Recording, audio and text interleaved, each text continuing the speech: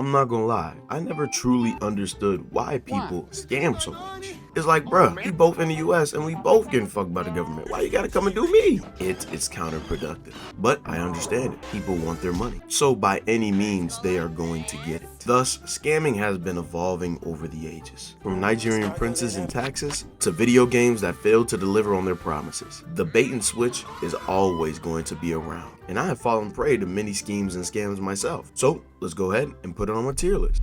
College. Your hero does say in your life you need a college degree to succeed. Meanwhile, the boss of the company you work for doesn't even have a high school diploma. Now we both look stupid because you make the same amount as me. Instead of getting a better launch, all you did was switch the leg you pushed off of. Degrees like philosophy, psychology, business management. These degrees aren't going to make you the next Jordan Peterson or make you have as much motion as CJ So Cool. What they could do is allow you to teach other people in that field and gaslight them into thinking that their success is defined by the success they have in the classroom. I truly thought that pursuing something in sincerity would allow me to be successful. I was a fool. However, one thing that is not a scam in college is the college experience. It is crazy. You can see super senior RAs go after incoming freshmen on welcome week. You could play Guess Who's Burning in the lunch cafeteria. You could hear about how someone's girl got her pancakes flipped by the whole football team. It offers endless plot, endless character development. And because of that, college will get an A tier.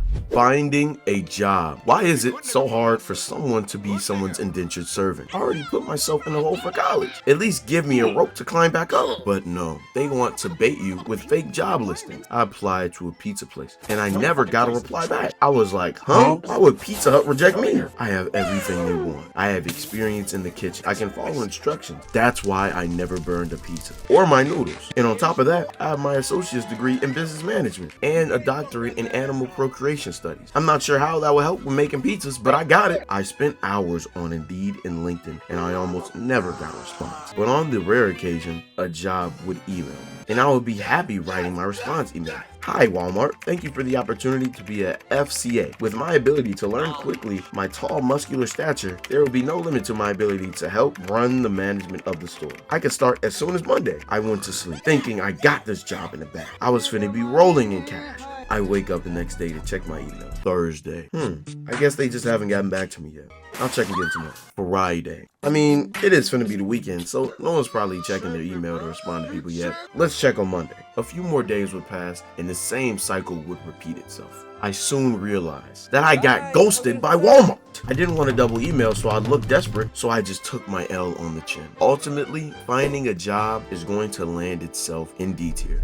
Working. I was a fool to think hard work would directly equate to success. That the more you worked hard, the more success you would have. That was a lie. Hard work isn't even celebrated anymore. Back in the day at Amazon, they would give people TVs and other household appliances if you were able to maintain a good production rate throughout the entire week. Now you'd be lucky to get a pizza party or even a pat on the back. It reminds me of the saying, these get degrees. But why should I go to jail because my accountant used ChatGPT all throughout college? All things require moderation. Drink in moderation so you don't get taken advantage of. Eat in moderation so you don't end up like Nikocado Avocado. Unless that was your plan the whole time. Working is overrated. Ultimately, working belongs in C tier. The Milf that is 5 minutes away. Alright, hear me out, right? Like I said, I was desperate, but I was curious because not only did those postings have Megan Fox level milfs, they were also in my hometown. And not only were they in my hometown, they were basically up the street. So one night I clicked and it redirected me to a website that was like a chat room dating website. I made an account and followed up with the woman that I had saw from the listing. I'll just say this, she was definitely the best looking in the trailer park. Her name was Crystal with a K. When a name like that, you know she earned that Marlboro tramp stamp. I was excited and blinded by lust. The conversation quickly became heated and it encouraged me to accept her invite to a Google Plus call, which should have been my first red flag, but I wrote it off. I hop in the call and off the jump, Crystal makes an extremely passionate showing of 2 glasses of milk she had under her shirt. I was starstruck, in awe. She encouraged me to respond in kind, and after a bit of pressure, I folded, and shortly after, the call ended abruptly. Crystal, hello? The very next message message I received was an image of me with my drumstick in hand and a request directly under it, demanding bank details and credit card information, or else they would leak my drumstick to my family members. I was stunned, scared, and more than anything else, hurt. How could she? I wondered. Why would a person I met an hour ago and got to know so well do this to me? After seeing the message, I didn't respond. All I did was calmly factory reset my phone, hoping that when it came back on, it would be like nothing happened. And ultimately, since the scam got me so good, it can't be anything less than an S tier. Politics. Now, don't get me wrong, I can be very patriotic. I stand for the national anthem. I put my differences aside during 9/11.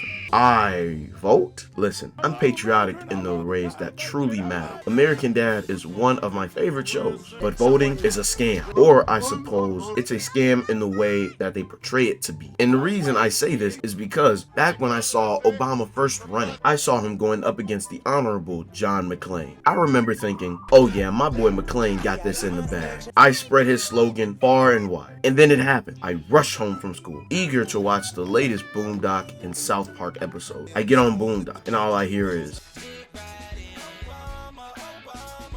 what is they talking about? This episode had to be pre-made. I then migrate over to Comedy Central to watch South Park. I was in shock. I couldn't believe John did not win. My teacher held a mock election for the candidates. All right, everyone, settle down. I'm getting ready to count. Obama, okay. Obama, okay. Obama. John. Okay. Obama, okay. Obama. John. Connor, you can't submit twice. But Miss Jones, I didn't. Then who did? I laughed maniacally in the back, knowing I was the second John McCain, and in that moment, I felt true power. I thought my vote counted, but apparently it does not. Ultimately, politics belongs in C tier.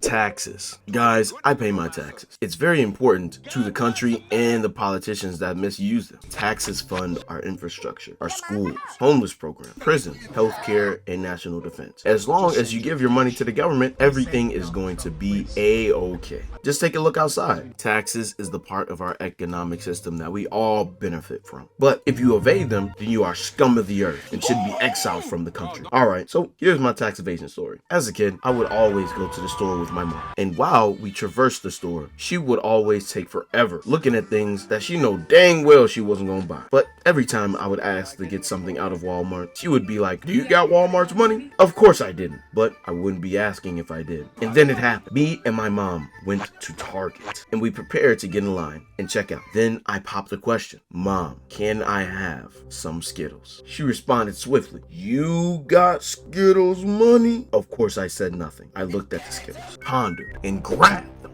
No one saw anything. I was too quick. I was a lady. The Skittles were mine. Shortly after checkout, we made our way out of the store and toward our car. We had arrived at the car, and I had reaped the rewards of my Skittles and had opened them in the presence of my mother. My mother, upon hearing this, asked me, where you get them Skittles from? I folded, and as a result of my honesty, my behind was no longer mine. And from that day on, I never evaded my taxes again. Ultimately, taxes will get a B tier. You made it this far, you might as well subscribe. And if you like videos like this one, make sure to click the playlist or click the one that's suggested to you.